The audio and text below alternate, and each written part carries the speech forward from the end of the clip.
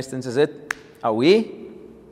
Dis van die Kaap, so awe in die Kaap beteken awe, ja, ek stem saam. Of dit beteken, dis reg so, ek hoor jou.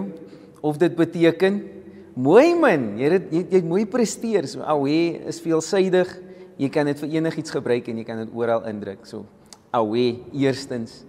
Tweedens, baadjie, want soos jy kan sien, is ek gebaadjie vandag, en baadjie is eintlik net so letterlik oorgedra uit die Maleisiese taal, so dit dui vir my aan net die rykdom van Afrikaans as taal en die geskiedenis daarvan, dat ons baie van hierdie woorde net so gebruik vandag nog.